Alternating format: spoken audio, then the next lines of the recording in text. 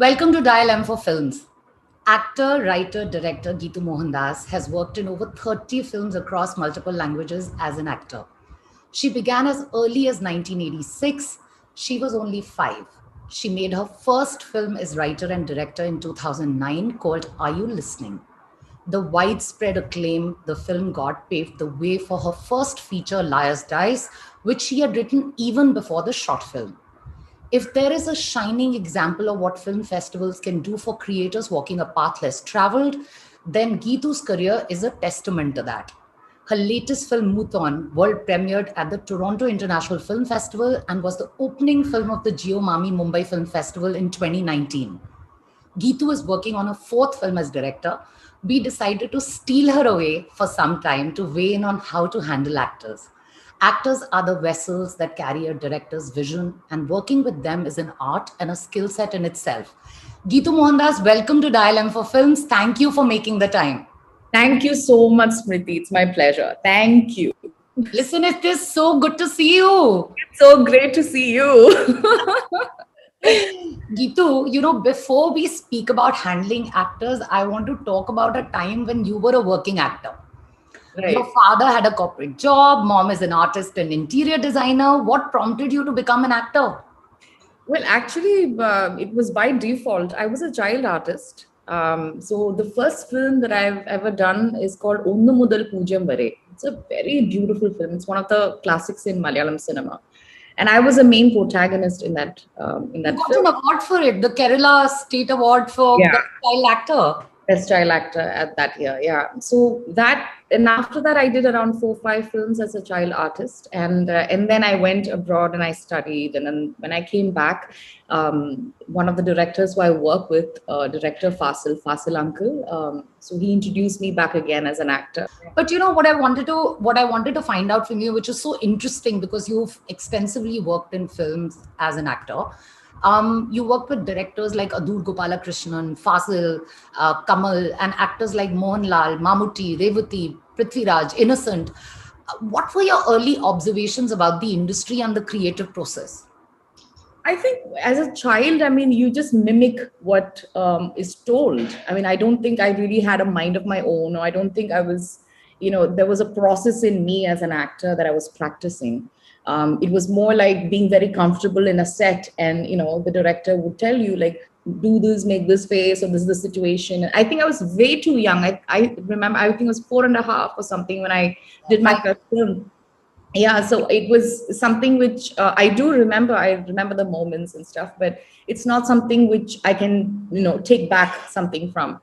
And years later, when I came back into the, Malayalam film industry as an actor, it was not such a great period for Malayalam cinema. It was in the 2000s, and the type of the films that were being screened at that time, were being filmed at that time, were not exactly in par with the standards or with the quality what Malayalam cinema represents and stands for.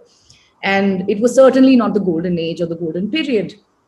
So I was very confused because when I came back, firstly, I studied in Toronto. So when I came back, I had a very heavy accent at that time. So I was trying to fit in. I was trying to fit in, to normalize my language, to learn this language, and speak in a way that it was accepted, and behave in a way that was accepted. Because I remember when I came down, people just say, "Don't speak so much Malayalam. Don't have so much of."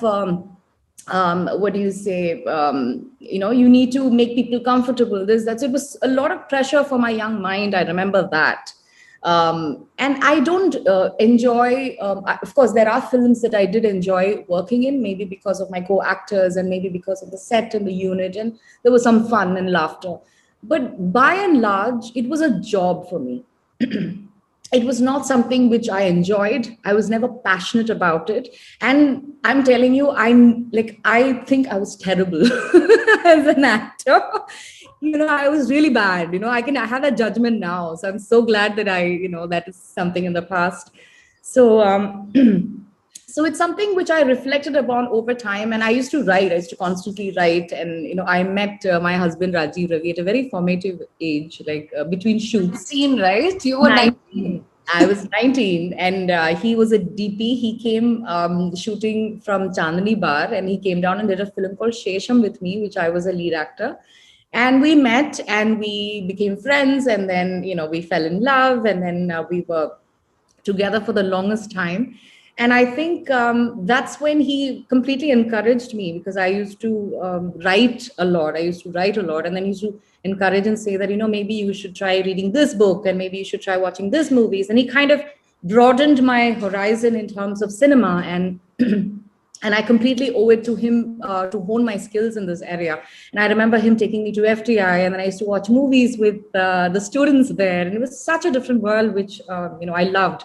And in the meantime, I was acting in these films, and I was not really engaged with these films. However, I loved working with Adul sir, and I love working with some of the filmmakers I've worked with. Along the way, won some awards and this and that. So that kept me going. But apart from that, my heart and my mind and my soul was not in it. Like, it was not something like, this is my calling. You always felt that you could do more. I think what I wanted to do is something which to tell stories. That's my forte. Like, I wanted to tell stories, and I wanted to tell it the way I want to tell it. Like, I was very clear that from the start.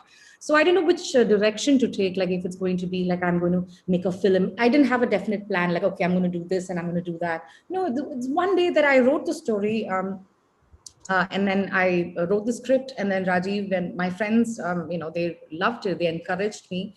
And then I said, I think I want to make it. So who do I assist is something. So I remember Rajiv telling me, and that's the best advice he's given me. And I keep saying this to everyone who comes and asks me. He said, why do you want to assist anyone? You make your films and you learn, like, you practice it.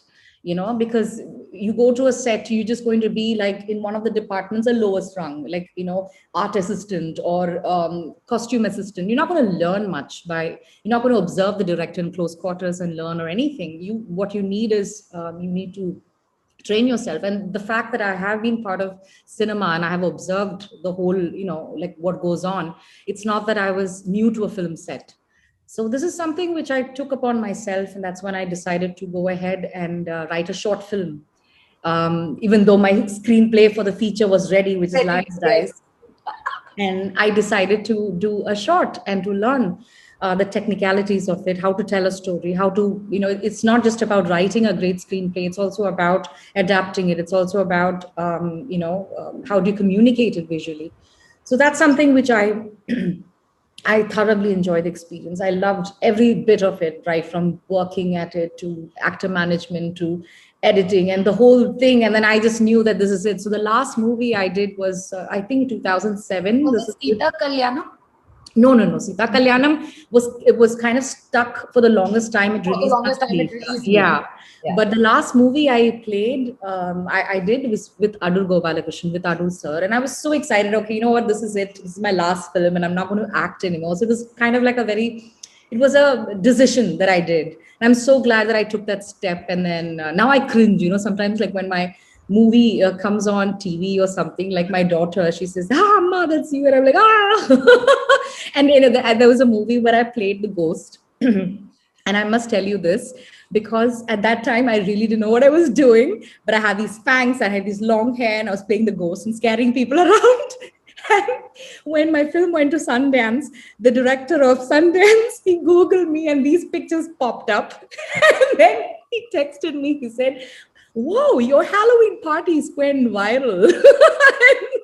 Yeah, it was a Halloween party in more ways than one. Yeah, so it was, I'm not saying, wow, I'm so proud of it. Nothing. It was a phase of my life that, I did some films. So there were some movies which are quite interesting, which I enjoyed being part of as well. And that was my journey. So, what are the methods that worked for you as an actor when you were a working actor, techniques that made you respond better, and things that made it hard for you to perform? I think the clarity that I have today as a filmmaker when I approach actors is the fact that because I was an actor, I know what not to do. I can tell them, no, let's not do that, because we've been there and we know that. So, no, but on a serious note, this is a very general statement. But I have to put it out there because I'm sure there are a lot of actors still following it. And now cinema has really advanced, and it's come a full circle, and there's so much different types of narratives which is happening, that even actors are more well informed, and they have this hunger to learn and to try out more realistic style or the method, and whatever that they're approaching right now. But there was a time when, and even now when you work with some of the actors, what I have understood is they're the conditioned. There is a certain preconditioned. They have the set of we say meter. They have a set of meter to say the dialogues. There's a set of meter to. It's very conditioned, and it's very. It's from the collective memory. Like, okay, when there is an situation like this is my expression. This is how I respond. This is how you look, like tuck tuck. It's kind of like very calculated moves, and to break away from that for an actor is challenging. Like and that happens only when you work with different types of filmmakers who don't want that from you, who don't expect that from you, and who kind of rattles you up and say, you know what, let's not try that. Because you close your eyes and there's certain situations, and then there are some actors who come into my mind and I know exactly how they're going to do it, how they're going to play it, because I've seen that in so many other films and they've done similar roles. So what I tell my actors, firstly, I mean, there are a few rules that I've not written them down or anything, but I'm just going to tell you organically as we go along. And I keep telling them that one thing you need to do is you need to have presence of mind. And that's number one for me. Like, presence of mind is very important. So you don't hurt anybody. You don't completely go out of your way and then you just do whatever that you want physically, the physical acting of it. You should know your boundaries. You should know who you are, where you're standing. It's very important. And you have to be safe as well. At the same time, what I encourage actors to do is there is a process. Like, I want them to try and find that character in them. And that's not a very easy process. And I have done that with a few of my actors, and I feel they have managed to do that. And that's because of the trust, because of the unbelievable trust that the actor shares with me. So what I generally do is I do a lot of workshops before a film starts, and that's something which trust. You create the trust first through this. Yes. So a workshop, an acting workshop, is really not about to teach them acting or to learn acting, or there's nothing of. It's not about that. It's about for them to get to know me and for me to get to know them. It's to create that trust, to create that bond. So I remember from Kelkundundo, and in Kelkundundo, my little girl, she's actually blind from birth. And I spent around 2-3 months with her, and she was studying in a blind school near to my house. So I went and I visited her every day. We used to spend time, and I just used to try and get to know her world. And that's something how the script also evolved eventually, because the film was about globalization seen through the eyes of a blind child. And for me, it was very important that I needed to cast a girl who's actually blind so that I can understand her, what she sees or how she touches or what she feels. And that was very important for me. So interacting with her, she started the first meeting when I told her, she said, I want to tell you a story. I said, I'm all ears, let's hear it. And she started talking about this cat and this Ichem Puche Kada. Ichem Puche means a cat and a fly. She started telling me, and I just took out my phone, I started recording her voice, and that's the opening of my film. And I thought, let's do animation with that. So I threw that with animation with her voiceover, which of course we later recorded in the studio. But so such magic, such things will evolve as in when you are, going about things organically with the actors, spending time with them. And I remember for Liar's Dice, playing with Gitanjali Thapa and Nawasuddin Siddiqui, we had so many workshops. And the reason for that workshop is because it was a very organic kind of a setup, because we were just a bunch of 21 people on the mountain. We traveled from Chidkul, which is the last village of Himachal bordering Tibet and China. We drove down all the way to Old Delhi, and along the way we filmed the entire cinema. And we did it in less than, I think, 18 or 19 days, the movie was done. So it was like backpack, we had 2 tempo travelers. We had a little like a cart type thing where we put the goat and the mother, and and then we were traveling, and then we would stop here, look at the location, and say, let's shoot it here. So I needed the actors to be very spontaneous. I kind of knew the track of how the film was going, but the dialogues were very organic. And because you have such brilliant actors in hand, like I took the liberty to sort of say, okay, you know what, let's try this. How do you think you will react? Because by then they're already the characters. You work with them so much. They know where they're coming from, and the plight of their travel, and the end result. So it was very, very beautiful, very, very organic how we did the workshop for Liar's Dice. And when it came to Moothon, so Moothon is played by Nivin Pauly. So he's a big star in Malayalam I cinema. know. I wanted to ask you. It was the first time that you were working with such a huge star, Yes. and he's not really playing the hero in the traditional sense. His character is gay. How did you convince him to do the film, and what kind of work did you do with him and Roshan to actually create that heartbreaking, tender chemistry that we see in the film? Yeah, it's I think it just happened. I mean, with Nivin, he was my neighbor. He's my neighbor, so he lives right upstairs. So we used to keep bumping in the hallway, and he used to say that if something cool comes, like let me know, we should work. I said, yeah, for sure. So every time I would meet him, I used to talk about my script and say, you know what, I'm thinking of this actor, that actor. What do you think, this and that? So he used to be like, nice. But I think the whole time he was You. thinking that come to me, come to me. No, but it was nice to work with him, because what invariably happened is his unbelievable trust in me, to work in a project which is to play homosexual at his, the space that he's in right now. I don't want to use the word guts or anything, but I want to use the word brave. Brave. Yeah, he's very brave to do that, because he has a fan base, he has a fan following, and he was not concerned or worried about anything, because he believed in the politics of what the film was talking about, and he wanted to tell that story. And this is what we all wanted to achieve from Moothon, because people should watch and feel the love and not the gender.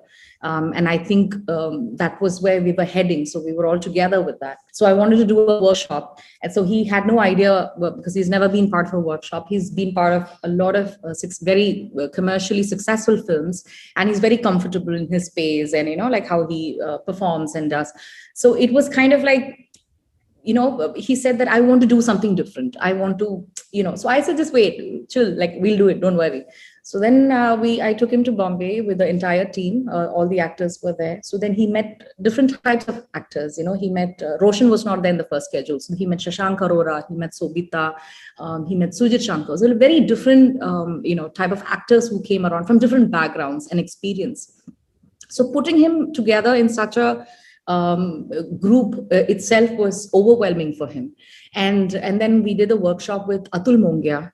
And with Atul Mongia's workshop, what happened is we did the whole, getting comfortable, doing crazy things, which is outside the comfort zone. So it was just having fun, and it was just, so I don't think he realized, or all the actors, I don't think they realized like what I was getting at, but it was really not about teaching acting or learning acting. It was just about, let's have fun, let's just have that camaraderie, let's get to know each other. So there are sessions where it's very intimate, where the actor just opens up and talks about their life and this and that. And so do I. So it was kind of a process where it was a close group where all of us were together, and then we would understand each other, where we come from, and just feel each other's energy. And I think that was the whole point of the whole workshop. And then we got to the next point where it was more about the scenes and this and that. And there was also about the language, like they had to, Nivin had to train the dialect in Hindi. So that was also going on the side. So I remember he was kind of like the fish out of water initially. So I think he was just like holding my hand really tight, metaphorically, saying that, like, I can feel it, that, he was just kind of like, this is it. This is my moment. Like, we are going to be doing this great thing together. So I said, don't worry, chill, chill, chill. It was fun. But the moment he came onto the set, and the moment the first shot was set up, so it was the entire team waiting to know how he speaks Hindi, how we're going to, 15 days, all of them were doing workshop. Ye kya ho raha hai? Let's see what are they coming up with. And it was kind of like a moment of truth. And I remember, I think he was quite nervous at that point, but then the moment he came in, and then I had few words with him, and by then I knew that he's going to find Akbar in him, because we had so much of conversations before that, this and that. I said, that's it. This is you now. This is your moment. Now just enjoy. And I saw him bloom. And it was just like it was just so exciting for me to see it. And after a point, they all just took off. They took off with my script. It was kind of like they were doing their own thing, and then the arguments will start saying that my character won't do this. No, I don't think I will react like this, which is great, because I created these monsters in actors to, kind of tell me that, oh no, we should not do this, because by then they're feeling the character, they're feeling that presence of the person. So it was so beautiful to kind of go on and on and on. And I remember when Roshan first came to the set, and both of them were there, so I wanted them to have a sense of camaraderie, and they've never worked together with each other. I don't think they've met. So they met for the first time, and I still remember I just said, hug each other. I was just ordering. And then they were like, hi. And then they came, and then they just hugged each other, and then they left. I said, this is how people hug, this is how men hug. I said, hug, like give a hug. And then they hugged. And I said, now I'll tell you when to let go. So I was waiting for all the oxytocin to get out and all the dopamine. So I said, correct, just hug. And after some time, that on video. So after some time, they was just so comfortable. And then they just left, I say, hey man, yeah. And then they just walked off. And that was it. And it was such a beautiful, beautiful trust and chemistry between them. And I just saw them bloom and bloom and bloom. And there's one point, I have to tell you this with Roshan. So I normally don't argue with actors at all, because I let them, if they tell me that this is how it is and I really truly believe in it, I would say, yeah, okay, let's try that. Let's go with your idea. So if you remember, there was a scene where Musa's character is coming in the flashback. He's coming and he's hitting Roshan. So I remember Roshan telling me that there is no way that my character is going to get hit and be quiet. He's going to fight back. He's going to fight him back, and that's it. So I said that no, I think he's going to be so weak and so affected by that hit that I don't think he'll fight back. So Roshan said, no, he's going to fight back. So I'm like, I said, chalo, then let's go for a rehearsal for the camera and this and that movement. So let's go for a rehearsal. And Roshan said, yeah, okay. And he was waiting. And then we are tracking from the back. It's a handheld shot. And I told Dilish, the actor who played Musa, I told Dilish. Also a fantastic director. Absolutely amazing director. I said, take. And he understood, because he saw me discussing with Roshan. And I told Rajiv, take. Everybody knew it was a take except for Roshan Matthew. And then it was a take, and Roshan turned and fatak, one whack. And I think Roshan was completely disoriented. And after that, he fought. He fought back so vigorously, but Dilish is a big guy. He just like pinned him down and did his dialogues. And I still remember the last shot when Roshan was turning around and he had to charge against the camera and pick up something. I mean, actually abuse in sign language. He picked up a stone and he threw, and he was mad. He was livid. And it was there in his face. And that was so perfect, because that's exactly what I wanted. And I remember saying cut, and Roshan just walked off the set. Like, he didn't even look at me. He didn't talk to me. So I just let him be. Like, I thought, okay, I got what I wanted. And he also did what he believed in. And then by evening, he came back and he said, it actually turned out well. So there are a little bit of very silent manipulations that one tends to do. Actors are creative beings, but they are also vain. They also vain. They can be vain. There's a personality that comes with it. There's an image that is there. How do you sometimes reconcile between personal vanity and the character that they're supposed to play? I've not had that experience so far, so I don't know how I would handle it when, if at all, it eventually happens. But for me, these things arise only when there's no friendship, Hmm. when there is no trust, when there's no friendship. And the people, all of them who I've worked with so far, invariably we have become great friends, or we were already friends who were making films. So there was a certain there's already a certain boundaries that we know that we have to respect with each other. And clearly I don't take the liberty of crossing any of these boundaries, because if there is a set with, they are in their caravans and they're resting, and if they have the whole paraphernalia, this and that, and it was a tough scene, this and that, I don't mind. I mean, I don't have a problem with them being stars, or they have their own, that's not a problem at all. But by and large, once a scene starts, ideally I would like them to be on the set with me. I would like them to interact with the crew members. That's very important for me. Like, and also a very strict no for me is the use of mobile phones on set. And that's something which nobody does on my set. I just feel it's very unfair, and it's very damaging, it's very distracting, in fact, for the crew members, because they're all sweating it out. They're just waiting to finish and this and that. And in between, if you're on the phone and you're cutting away from the presence and that character, that's just something which doesn't work well for me. So this is something which I tell them from the beginning, saying that all your mobile phones will be either in my pouch or will be in your vanity, but not on the set. And all of them respect that space and boundary. So I've never had to deal with people who were difficult, or if anything, if anybody was difficult, I think I had more issues with departments who will say, yet this take us fine. They'll say, no, sound, one more, this. So it was more like, okay, let's do. Actors were always like on point, like they were like full on all the time. So What if an actor freezes on set, or is not getting the sort of the character that at that point of time? How do you handle that? see, for me, what I generally do is, there is some when I write a character, when I write the characters, I have a certain idea how the character will talk, how it'll walk, how they'll walk, how they'll behave, how they would approach a certain scene, how they would, I have these ideas in my head, but I don't impose.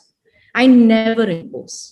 And the reason I don't do that is because, and even I don't give narrations. I do discussions, because for me, I believe that if I took 8 months to write a screenplay, you can take your 2 hours and read it. I believe in that. So give me narration. I say, go read. This is what I say.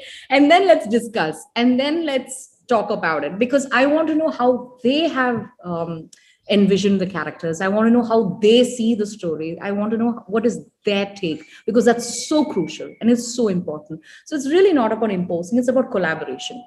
It's about them coming on board, and once they find that character in them, and there is a process to it, we it's not just about the workshop, it's about talking to them, it's about understanding their childhood, their upbringing, their fears, their anxiety, their insecurities, and arriving at certain thing, kind of playing shrink between people, and them talking to me telling them about my life. So I think once that kind of a bond and trust is there, then we say, what do you see about this character in you? Like, how do you define it? And the process starts. It's a very, very intense and a very slow process. But once they are hooked on it, then it's their field day. And then what happens invariably is I watch what they give me. I watch how they find that character in them. Because if I feel that, okay, the character walks in a certain way, and if I see that the actor's performing in a different way, and if that's more exciting and challenging, I go for that. Like, I go on that trip because it's their comfortable trip. So that's something which and that's a discovery. That's the magic of, working with actors on set, because you just kind of, you need to be, and it's not just you, it's not just the director, by the way, it's the DP, it's the sound designer, it's the editor, it's everybody who's on my set All of them have a say. All of them, we discuss. End of the day, we sit and we say, this is interesting, the progression is happening well. So all of us are in it together. I don't know how it happens in other sets, but in my set, it's always a collaboration between everyone. So I feel with actors, it has to be very organic. If you tell them this is it, this is it. When people say that directors, oh, they have so much clarity. There are some directors who love the process of acting it out and showing it and this and that. That works for them, but for me it doesn't work. Maybe because firstly I can't act. Secondly, and it's really funny, because it's really funny because my actors are so naughty that sometimes, when I'm like explaining something, they're like, look, she's acting. I'm like, okay. The actor in her has come alive all of a sudden. But the process is very simple. It has to be organic. It has to be, I see what they give me first, and then I slowly spill out what, I'm intending. And then it'll be like a beautiful marriage. You might get actors that are very big in stature, and then you have to tell them what to do. And even ever so politely, I mean, there has to be a working relationship that has to be established. How does one keep it cool and also wear their hat of, explaining their vision? See, I feel that there are a lot of filmmakers out there who are amazing at narrating the story. Amazing. Like, I've seen skill after skill. Like, even as an actor, I've seen they'll come and they'll tell you, I'm like, wow, this is like going to be some, but you don't see it in the end. It just doesn't happen. So there are some directors who narrate very well and who make great films also. So it's a mixed bag. But it's really not about the skill of selling yourself or impressing people, or it's none of that. I think it's just a vision. It's a very personal journey. It's a very personal vision, and it's a very private confidence. So I feel that with the availability, especially now that, for the past 10 odd years, the medium has switched to the digital format. It's so easy for people to make films now. People even make films on iPhones, So there's so much which is happening, and there's so much of progression which is happening. There is no excuse to say that we don't have funds to make a film. That's number one. You can do it. Anyone can make films. Get your team together, make short films and learn from it, And there are so many grants which are available around the world. And I myself, I got the Hubert Balls grant, which happens twice a year for selected 8 to 10 scripts or so, twice yearly. And I got around 7.5 lakhs. This was around way back, around 10 years back, I got it. And that's when we put the money together. We slowly went for the Reiki with the team, and then we got started slowly. The journey was not tough, was not easy at all for me. It took me around 6-7 years to get financing for Liar's Dice. The doors were so easy for me to meet people because of the contacts and this and that. So, you go meet people, this producer, that. I think I've met every producer in Bollywood for Liar's Dice. And all of them were like, there is a child, there is a woman and a man and a lamb, a goat in the mountain. How are we going to sell it? And I had no answers to them because I was making my own personal film. I realized that my first film, I have to be as honest as possible, and hopefully that honesty will continue with every film that I do. But I was very, very clear that my film Liar's Dice is going to be as mundane and as boring as possible. Even the music was very repetitive for me, and I did that on purpose because when I did the journey, when I traveled the whole stretch, nothing happened. There were no robbers on the road. There were no threats. There was nothing. It was just a beautiful journey. So I thought, let's just do a normal journey. Why should anything happen? So that was my whole idea and my whole concept, and I stuck to that. So I was very clear about Liar's Dice, how I wanted to make it. But clearly I didn't have the impressiveness to impress people with with my stories or how I would do it. And they saw this really young girl who came from Kerala, South Indian, woman, director, actress. What is she going to make a film? So who basically wants to go make a film in a different language on a hill with people. They're like, okay, how many levels of difficulty? Everything was a tick in the box and a goat. So for me, then, it was like so that hence my journey took so long to make. And I'm glad that I did, I don't want to call it struggle or something, but it's my personal journey. It's my personal struggle. And yeah. Can you please talk about working with non-actors, especially children, and how to train them? They are the best. They are the best. I always had children in my films. In all my films, it's about children. Yeah, and they are the best. And I'll tell you why.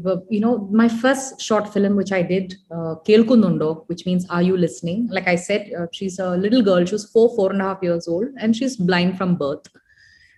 She's the one who taught me acting and how to work with actors. She's the one who taught me, and I'll tell you the reason why.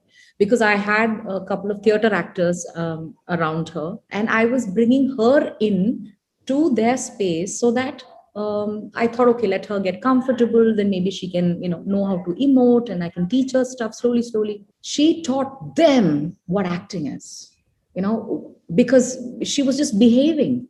She doesn't know anything. She doesn't know the concept of where camera is, where to look, what to do. Nothing. She was just in a space. She's just telling her stories. Her smile was genuine. Her look, everything, whatever she did, whatever she felt, I felt it. I felt it was so genuine that everyone else, all the trained actors, were standing out. They were looking like a proper, actors. They were not looking like the characters. Yeah. And she was so real. And for me, it was so difficult. Like, I was like, oh God, now what do I do? Like, now do I get all non-actors to come on board? Because it was not matching for me. Like, when you see the short film, it's on YouTube, by the way. Yes, When it is, guys. Please watch it. so I did get a version that doesn't have subtitles. Oh, is it? Okay. I maybe I'll upload one with subtitles then. Please. Okay. So this child was so real, and she was so genuine. That's when I understood that how she behaves and everything. It's just all heart. It's from the heart. In fact, Sanjana in Moothon is somebody who I prepped the least, who I didn't even mind throughout the shooting. You will not believe it. I was focusing more on every other actor and not this little girl. She's somebody who, there's some techniques and stuff that she picked up from the acting workshop as well, where we say certain things like, what is your subtext? What is the character feeling at this point when you're saying this dialogue and blah, blah, blah. So she would learn all these technical words, and she would just be on the set, ready with her dialogue, ready with everybody else's dialogue, and she's waiting. So in between, I would be like, I'll just ignore her because she's just coming around like a buzzing bee, and she wants to know. I don't want to touch her because I know she got it. I know she's doing it. So I'm like, yeah, Sanjana, you do. She's like, okay. She's wondering what, and she'll ask, what is my subtext? She's so smart, she's not bothered. She just wants something from me.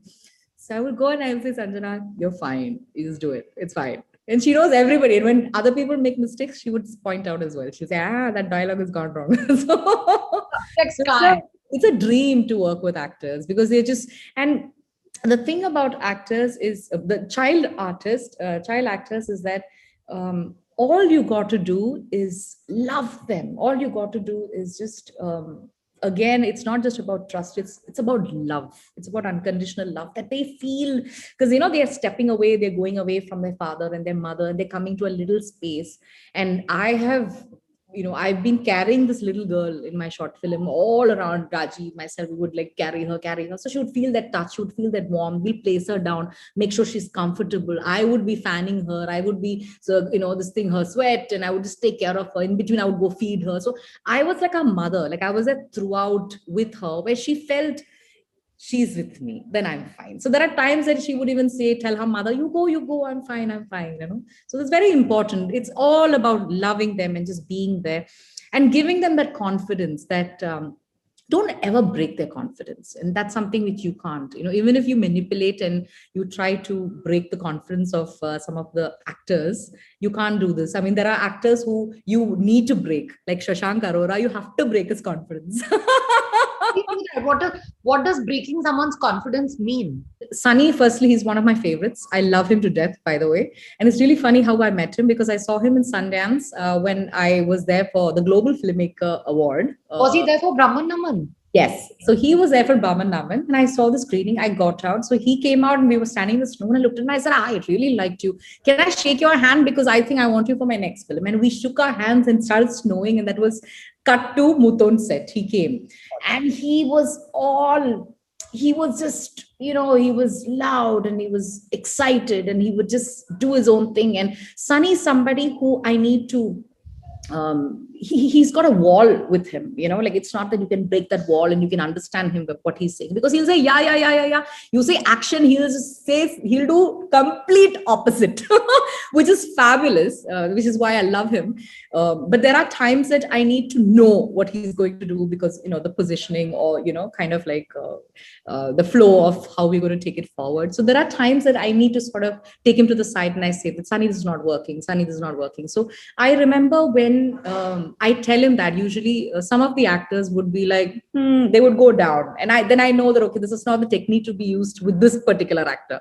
But with Sunny, every time I would say it's not working, he will say, then tell me. So I say, Sunny, I think we should tone it down. We should do it like this. We should attempt like this and it'll work. And like, okay. He will tone it down, still do whatever the hell he wants, but he'll tone it down. So it was nice. It was kind of like nice to see how different actors work and how they evolve. There are some people who are absolutely adamant. They will just believe that they are following your cues, and they're exactly doing that. Especially some of the actors who are friends of Dubai, and there are actors who come in like that, and they're so enthusiastic about the entire screen space that they're going to share with these actors, and they just go all out, and then we have to kind of tone them down and take them to the side and explain to them. And anyway, so different people you need to keep handling in between. Malayalam cinema is now thriving. It's setting benchmarks every day. Have you ever thought about going back to acting? That's my expression. That's my answer to you. I don't think anybody wants me to come back to acting, by the way. That's not happening. And no, like I said, I honestly did not enjoy at all that process. It happened and that was that. I'm in a much more exciting space in my life as a filmmaker. So I want to tell stories. I want to give orders and not take orders. Please unmute Anna to begin this Q&A, and then we'll go to everyone else. Hey, Anna. I was just wondering, because you've been an actor, initially, did you find yourself having to control a tendency to maybe impose your own view of how a scene should be played out on the actor? Because the person might have been doing a great job, but you just felt like your interpretation has to be the one. Did you have to control that initially? Because I have such low esteem as an actor and opinion about myself, I had no such confusions. So no, I did not. But I want to be there to inspire them and get inspired as well. So I never impose. I never impose on my actors. I always wait to see what will I get, what more can I get, what more can. I'm like a hungry director. So I just wait for them to bloom and I watch them bloom. And then I kind of show them the way, like, okay, let's do it this way. Let's do it that way. This is the track. This is the arc of the character. I do that, but it's them all the way. I just wanted to ask you, like, what kind of directions do you give to a non-professional actor who's not a child? Like, can you tell us some examples so that we can know it better? So normally what happens is there is a series of auditioning that happens. And every character in a film is auditioned. Like, it's not that we go on a film set and then we grab somebody but although I must say, such organic casting turns out to be the best. It's never like after you audition, you put them on the set, and sometimes it doesn't work out, and you might have to even send them off and get somebody on the street with an interesting look, and then you put them on the spot and they're like, bam, it's all a luck.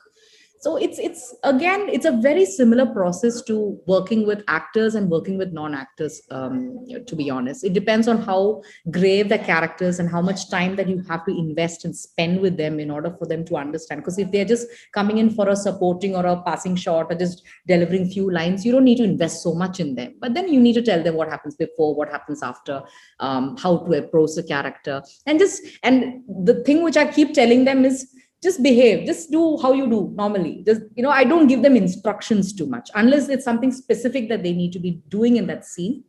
I just tell them to do. And then we watch. And then I don't do too many rehearsals either. We immediately go for takes. So then when we go for a take, I understand, okay, this person knows what they're doing. And if they're doing well, I just tell them, That's perfect. Just go ahead. That's it. I mean, we don't, don't make them too contrived, because they're coming in so pure. They're coming in so pure. They're coming in without any ideas, any rules, no conditions, nothing. And they are the best to work with, best to mold as well.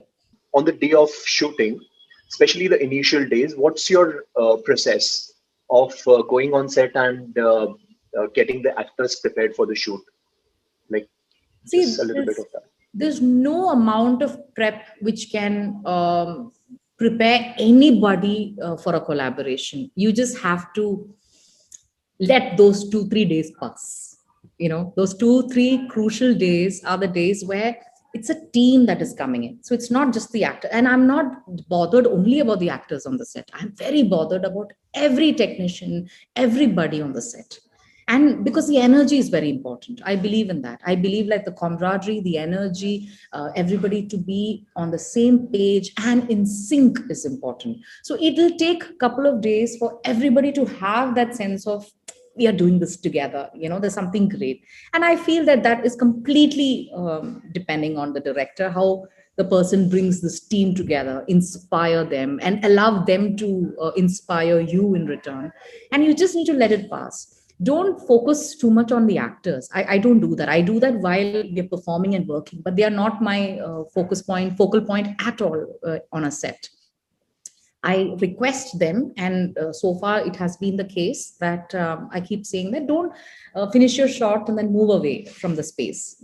Be with us, especially for the initial days. I tell them, you be with us, so then everyone can just get to know each other, because if there are big stars on the set, there will be people who might not feel that you're very approachable. So I keep saying that just be around, just hang around. And I keep holding their hands and I say, you're not going anywhere, stay in here. I do all of these natak.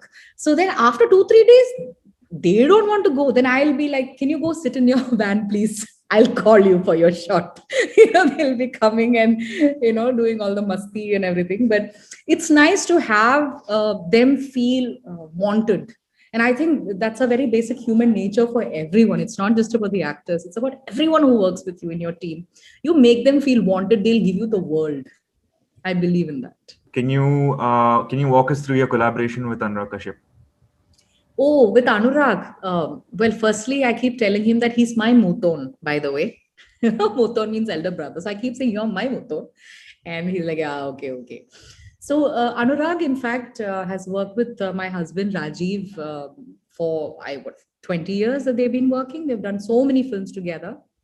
Director DP. So he calls me his second wife, Rajiv's second wife, by the way. So he's somebody who I had given Liar's Die script to, and I wanted Anurag to read it. So I don't know if Anurag read it, but then Anurag at that point was just, he knew me as Rajiv's girlfriend at that time. He didn't know, like we were together or whatever. So he just said, why don't you get this person to produce? Why don't you get that person? He was just very casual about it. So then I came back and I told Rajiv, and I said, Rajiv, Anurag was suggesting this person to produce this and that. So then Rajiv said, no, I'm sorry. He doesn't know you like that. Like he doesn't know you're good at what you do. He's doing a favor. So you should not take that. Like I will not allow. It's through me that you know him. It's not possible. So I was like, okay. And then my 6-7 years started trying to find a producer. But I had it in me, in my heart, I had it in me that I want Anurag to read my script for me, not as Raji's wife or his girlfriend or anything, for me. And I want him, and I want to work with him. I had that thought in me. And over the period of years, I got to know him better. But, it was just acquaintance or whatever. And after Liar's Dice did what it did pretty well. After that, I gave him Moothon's script. This time he read it, and I know he read it. And he came on board as my dialogue writer. And I know that, and after watching the first cut, he said he's going to come on board as my producer. And today I can proudly say that my relationship with Anurag is between me and him. It's not because I'm Rajiv's wife, which is such a relief. And I'm so happy about that as well. That I have found that space and that comfort with him. Moothon felt to me like the first rain of the year. It felt so good. So, but it is a different space film from Liar's Dice. But what brings them together is that both the films are about a journey and the search for a loved one. So what makes you gravitate towards such kind of stories or tropes? Aren't we all searching for something? So it's a very personal expression. Like this is something which happened completely by default. When you write something, it's not something that you the thematic of it is something which you can't define. It just happens.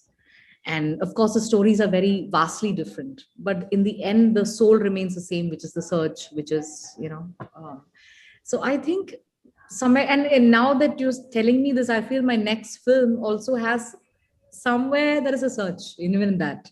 So I feel that it's not done on purpose. I think it's more to do with the person that I am and what excites me, and for me journeys are exciting, and the impending doom is exciting. There is a lot of beauty in that. Like I like the Is impending like a doom. mood right now, but Yeah. How do you actually write it? I mean, what's your procedure? Do you write it with an abstract in your mind, or is it the spontaneous procedure?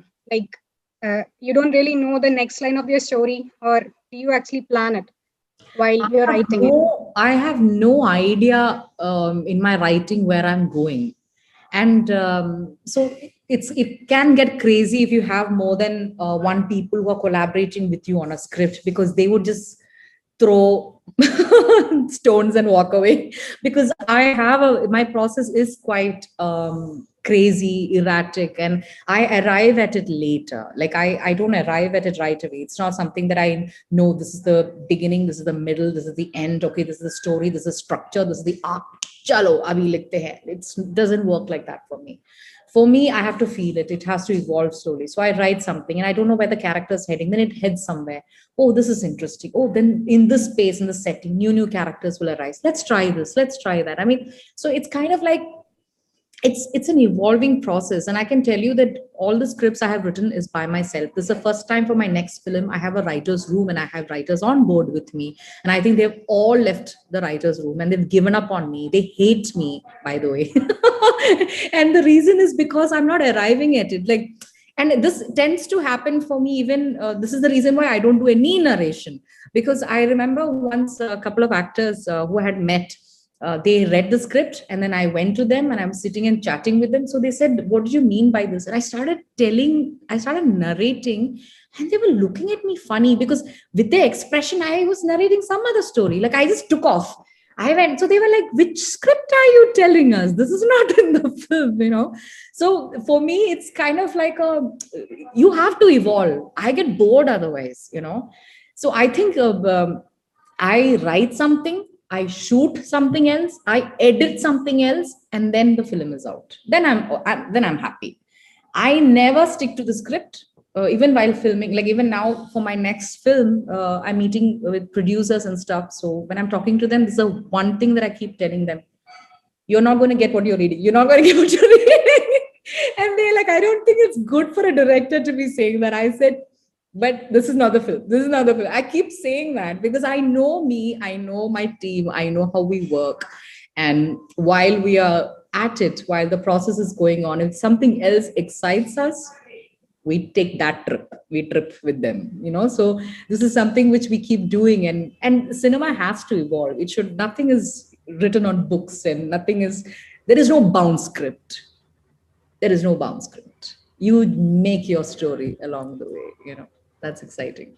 How do you manage to incorporate the local flavor of the particular place that you're incorporating in terms of your the customs, the dialects, the people? Is it all part of the research, or is it like you incorporate that before writing itself, or is it like you said, is it all on the go? Do you get to like you said, you like to be spontaneous that way? So does it happen? Does the magic happen then and there? This is a very interesting question, actually, Siddharth, because, I'm also discovering myself as a filmmaker. I'm discovering my expression, my voice, and, how to go about in telling the stories. And I think it's a continuous journey that you keep improving yourself in your mind. You keep having disappointments. You keep reaching to where you think you want to go and how you want to tell a story. See, I think my biggest weakness is the fact that I have no roots. I was not brought up in Kerala. So I cannot, I know that I cannot make a Kamati Padam like Rajiv. I cannot make a, other beautiful films like Kumbalangi Nights, or I can't make that. I know that I can't, because there is a certain aesthetics and flavor, and you need to have certain roots here in order to understand the solid setting here in order to go forward and tell it. I know that. And I don't have the strength of Malayalam literature either. I have the strength of the translated works, but I don't have the strength of, I can read Malayalam, but not enough to read novels and be updated with the latest writing, because I honestly believe that that is a big minus in me. So I try to update myself in different ways. So I remember my father is no more with me, but he's told me once when I came back from Canada, he, I was so different from everyone else because I spoke differently. I spoke more English than Malayalam. People thought I was arrogant because I spoke English. There were so many issues. So I remember my father telling me that you don't have to try and be anyone. Your difference will be your strength. And I kept that in my head, in my heart always. So that's something which I tell myself now, that I can't do that. So let me tell the way I want to tell. So I think that is why I'm trying to find my own voice in telling the stories that I tell. It doesn't have to be, I have not done a proper full-on feature film in Malayalam, because this is in Lakshadweep and in Bombay, and the other one was Hindi as well. So I don't know, and I'm not worried about that. I'm really not, because I think I will find my audience eventually. I will find the people who are waiting to watch my films. I believe in that. First of all, we as humans, we tend to think in a particular language and emote in another. And that is something that I noticed in Moothon also, with the dialect of Malayalam that the village had. It's very different than what we would hear in colloquial Malayalam or in the Malayalam that we would hear in cities. So how was it working on a set where there are so many different languages, and you had to show those emotions very accurately with those? And the second question that I had was that how was it to create that whole universe that you created in the remote island in Lakshadweep, where you had only your actors and probably a little and the nature over there that surrounded you? How was it to create that universe in that area? And this is coming back to the writing of it. I didn't know Akbar was a homosexual when I started writing it. So it just happened. So just like how you were shocked, I was shocked. It was an aha moment for me. I'm like, wow, this is nice. And then I went back and I wrote. So it was one of those. That's how I'm saying that it just happens, while you're writing it. And cinema is such a, language is not a barrier. I mean, cinema is just such a beautiful, it's so universal. Even silence can be communicated. You don't even need a language. So you have two people and you have them on an island, which is so gorgeous, and you're telling a very simple, basic human emotion. That is just so, it's so simple, because I knew that the simpler it is, the harder it is to narrate. By the way, it's not easy to narrate a simple film, but I felt that, and on top of that, Roshan's character, which is played by Amir's character, played by Roshan, he's deaf and dumb in the film. So people saw it as a disadvantage, but for me, it was an advantage. I said that there are a lot of people who are reading the script saying that, why don't you get them to communicate? So it would be so much easier for you.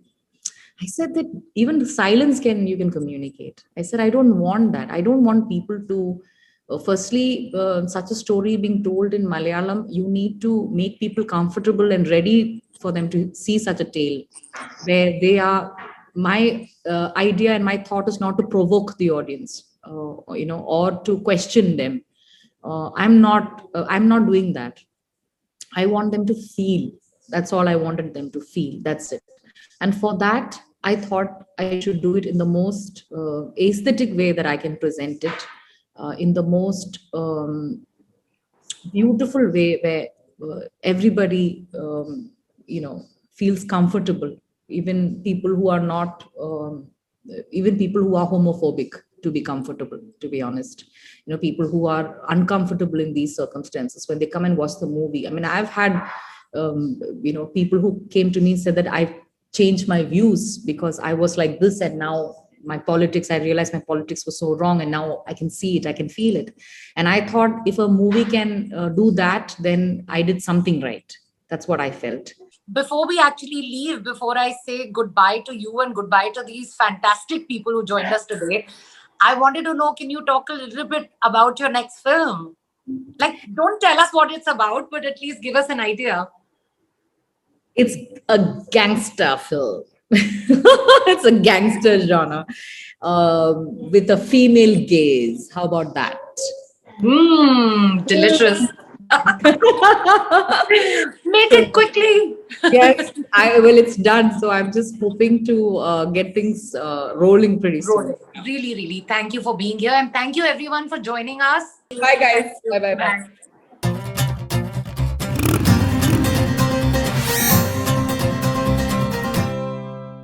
To watch the conversations on Dial M for Films, subscribe to our YouTube channel, Jio MAMI Mumbai Film Festival.